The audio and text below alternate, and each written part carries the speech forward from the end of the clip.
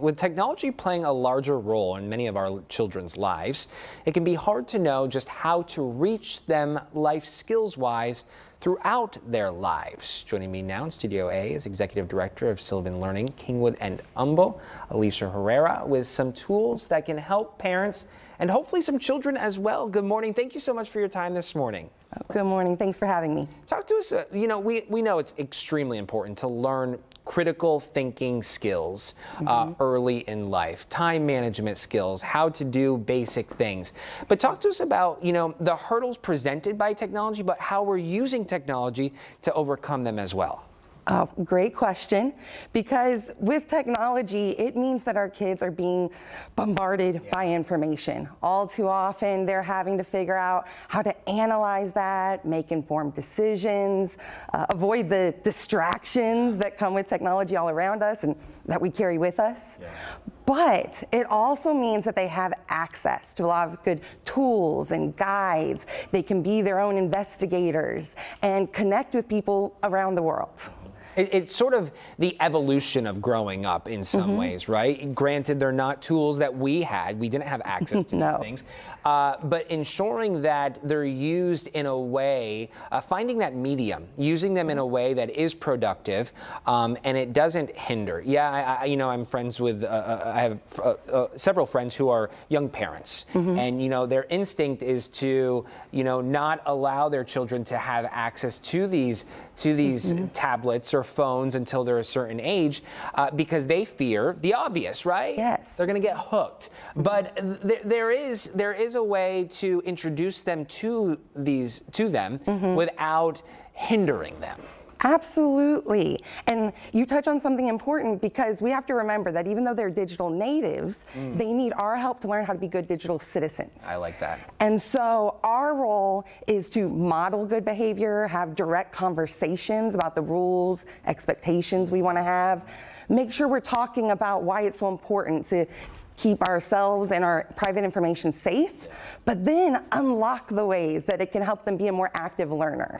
And so having those direct conversations and just letting them know how technology plays a part in your life, finding places to plug it in during home and school activities, it's going to help everyone be more comfortable. A big concern for parents, of course, is having access to the internet, right? When you have a device, chances are that device can connect you to anywhere and everywhere in the world, which can be overwhelming. And it can be scary, too, if you don't lay out those ground rules. Talk to us about how to navigate internet safety in a way that makes sense to these children, to your child.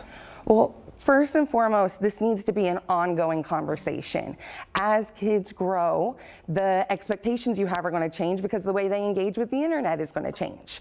And so from there, you want to talk about how much screen time they're going to have, what sites are safe to use, how to differentiate between reliable information and possible misinformation.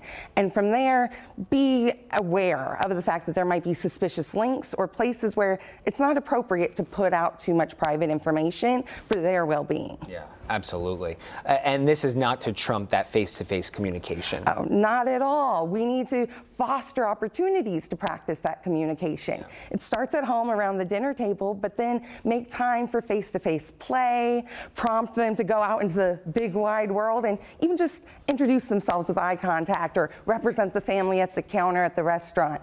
There's time and places to practice that communication and gain some confidence. And as you mentioned, that application really matters when it comes to those life lessons. Applying those small, simple tasks, those interactions, and showing how they can play a part of a bigger picture down the road is also really critical in their development. Oh, absolutely. What we want to see is them actively engaging in this type of critical thinking because it's going to make them better problem solvers. It's going to help them be able to see different perspectives in a better way and ultimately make smart choices for their life. Yeah. And, again, we're a generation that necessarily didn't grow up with this type of access, but that's not to fault those who do, and to embrace the differences. And maybe you, as mom, dad, grandma, grandpa, might learn a thing or two along the way as well. Oh yeah, collaborative conversations are the best. Yeah. And so when they ask you those questions, that open-ended what or why or how, be part of it, investigate it together, and guide them to a better solution. Okay, Alysha with Sylvan Learning, thank you so much for coming in this morning. We do appreciate your time. My pleasure. Thank you.